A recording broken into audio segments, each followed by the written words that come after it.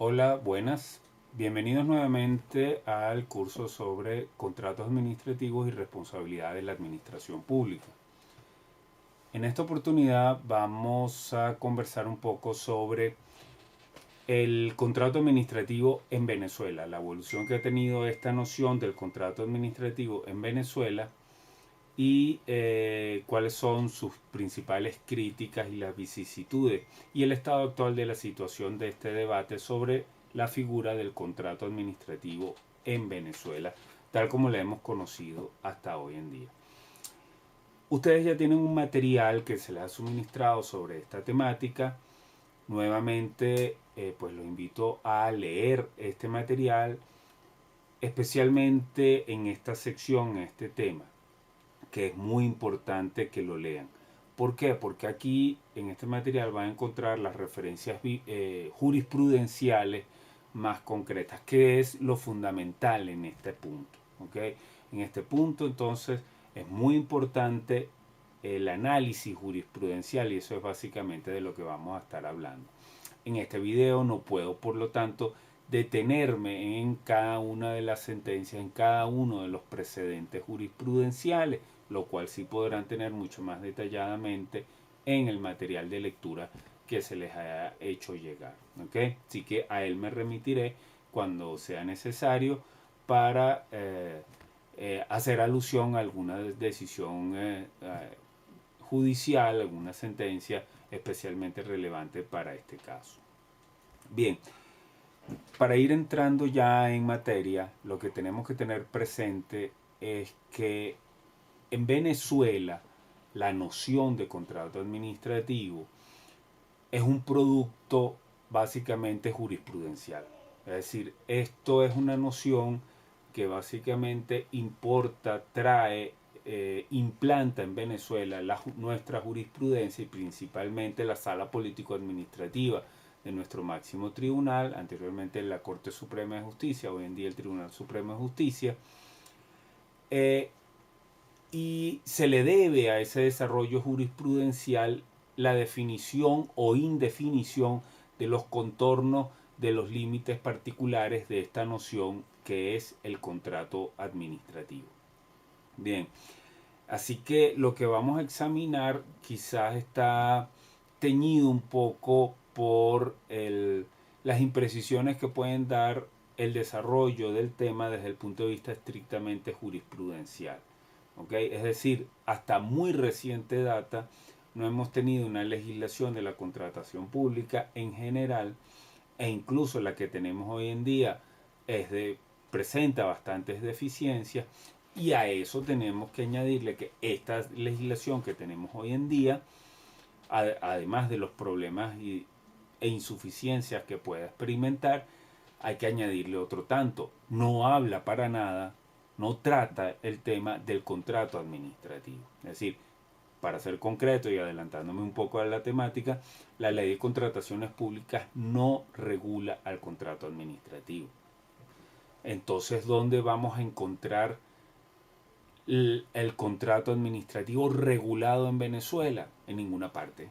No hemos tenido ni tenemos una regulación del contrato administrativo como tal.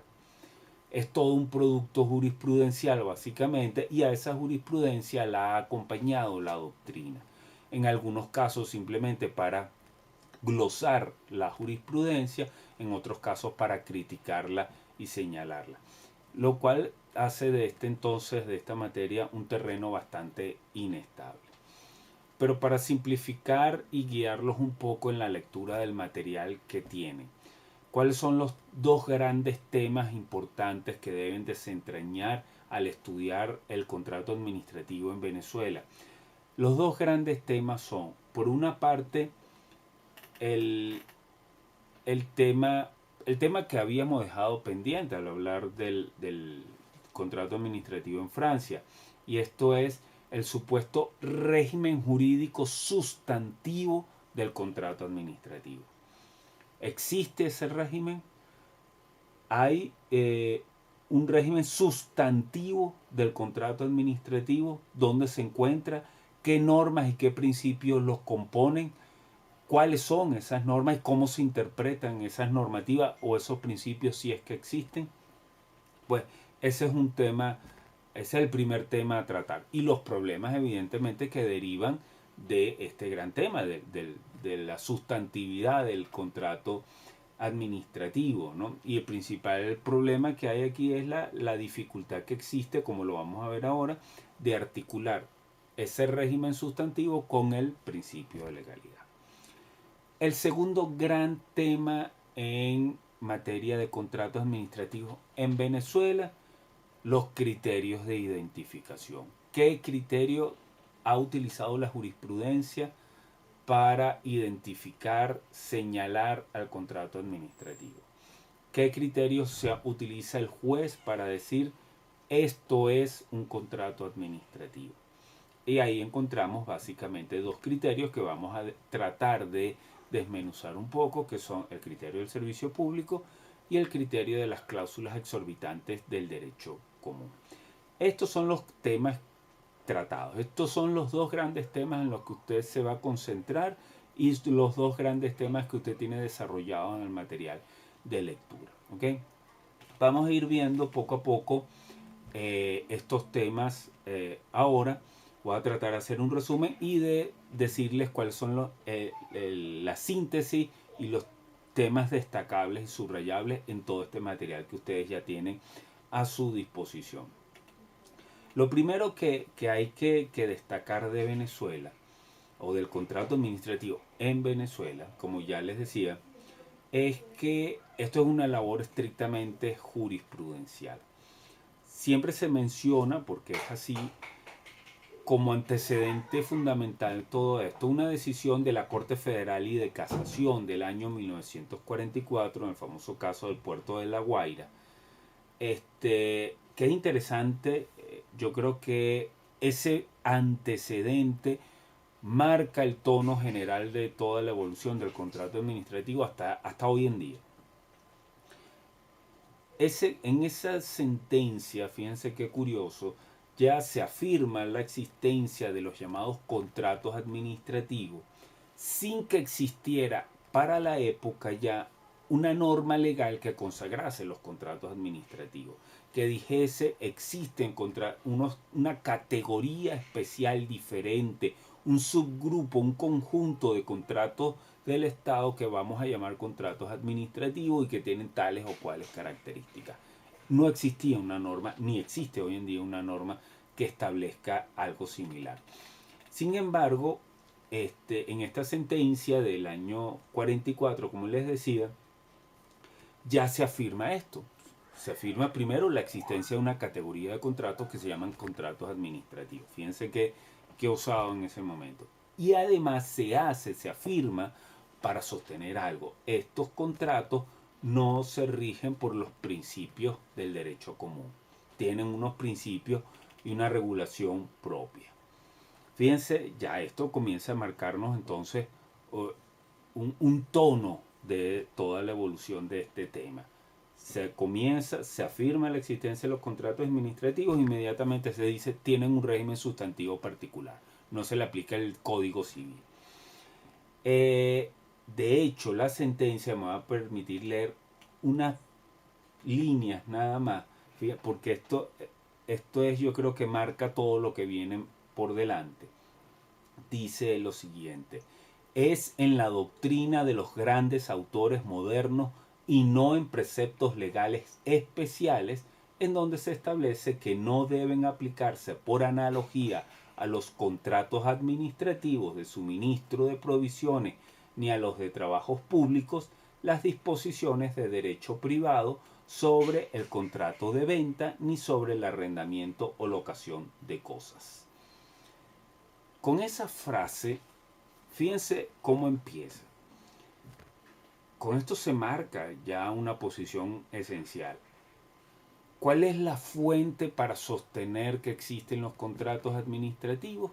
La sentencia nos dice que es la doctrina de los grandes autores modernos. Es más, reconoce que es en la doctrina de los grandes autores modernos donde se reconoce esto y no en preceptos legales especiales.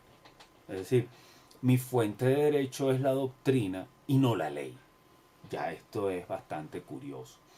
Y se afirma que esa fuente, que es la doctrina, la que me dice que existen los llamados contratos administrativos, sirve para sostener inmediatamente la sustantividad de esos contratos.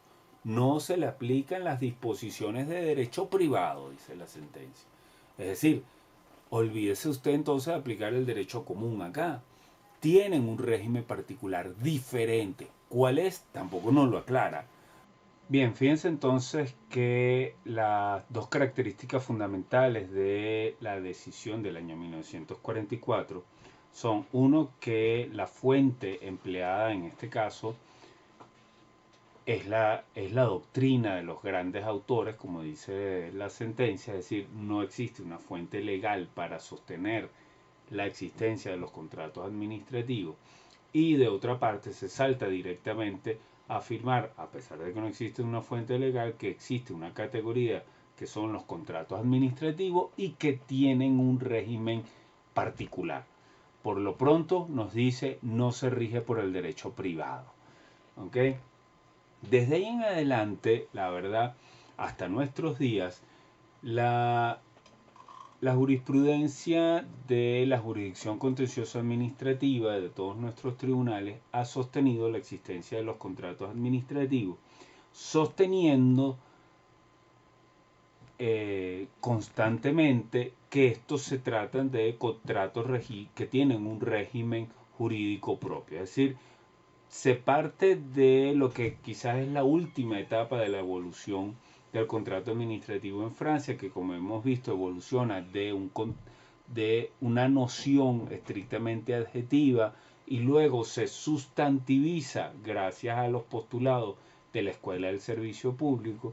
En Venezuela, cuando la jurisprudencia reconoce la existencia del contrato administrativo, lo hace directamente para reconocer que son contratos con un régimen sustantivo propio, es decir, ya nace con esa categoría, con esa característica de sustantivación que se había logrado en Francia.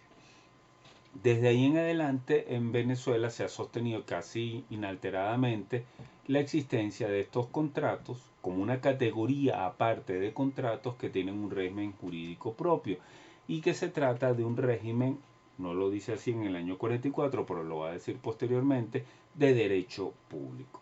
En este sentido, el otro gran precedente al cual sí me voy a referir en este caso es al caso Machado Machado, también conocido como el caso de los conejos mestizos, ya que se juzgaba en ese caso un contrato de suministro de conejos para la investigación científica. Este contrato fue suscrito por la administración pública o un ente de la administración pública con un señor de apellido Machado Machado, por eso se le conoce como el caso Machado Machado, pero como el objeto era el suministro de conejos de raza mestiza, pues se le conoce también como el caso de los conejos mestizos.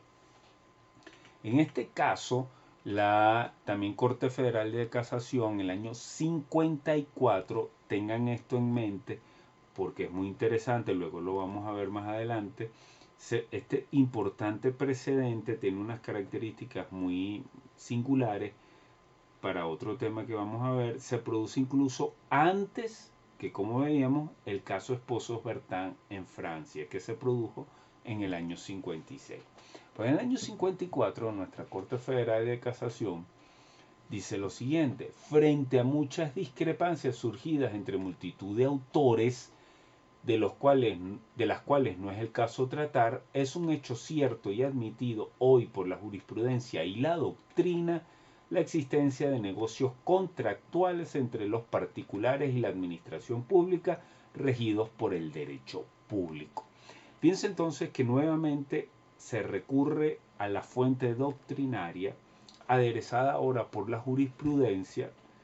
Ya tengo por lo menos un precedente que es del año 44 y se va más allá, incluso ya no solo es un argumento negativo, es decir, no es solo se dice no se aplica el derecho privado, sino que además nos dice es un régimen de derecho público el que se le aplica a estos contratos. Miren entonces la contundencia de esta decisión. De ahí en adelante, como les decía, entonces, paulatinamente se va a sostener prácticamente de forma inalterada que efectivamente los contratos administrativos eh, están regidos por un régimen de derecho público. Sin embargo, como insisto, la fuente para esto fundamental para la jurisprudencia fue la propia doctrina. Y ocurre un fenómeno aquí, la jurisprudencia se va volviendo su propia fuente, se va retroalimentando. Poco a poco, a medida que pasa el tiempo, vamos a ir viendo cómo entonces primero acudí o eché mano a la doctrina y luego para ir decidiendo, resolviendo casos sobrevenidos, echaré mano es de mi propia jurisprudencia y para decidir en un caso determinado diré pues como se ha afirmado en la jurisprudencia o como se ha dicho en las decisiones precedentes y entonces la jurisprudencia se va retroalimentando y volviéndose fuente para sí misma para decidir y vemos entonces cómo no existen al final del día ningún fundamento legal positivo, es decir, una norma jurídica expresa, positiva, que establezca y rija la figura de los contratos administrativos, sino que nace con un apoyo doctrinario, lo recoge la doctrina y la doctrina se alimenta a sí misma y se vuelve ella misma su propia fuente de derecho. Ojo, insisto, no existió ni ha existido una norma legal, una normativa legal que regule el contrato administrativo, a pesar de lo que se ha dicho en la jurisprudencia. Y digo a pesar de esto porque luego, más adelante, tenemos otro hito importante en la evolución del contrato administrativo en Venezuela, que es la Ley Orgánica de la Corte Suprema de Justicia, que se sanciona y promulga en el año 76 y entra a vigor en el año 77, 1977 del siglo pasado. Esta ley tiene una norma, recuérdense que la Ley Orgánica de la Corte Suprema de Justicia, además de regular al máximo tribunal de la República, tenía hacia el final de esta legislación una normativa que estaba destinada a regir transitoriamente la jurisdicción contencioso administrativa, de forma que en ella se regulaba, se distribuían las competencias en la jurisdicción contencioso administrativa, se determinaban cuáles eran los tribunales competentes, cuáles asuntos les correspondían y se regulaba someramente los procesos contencioso administrativos.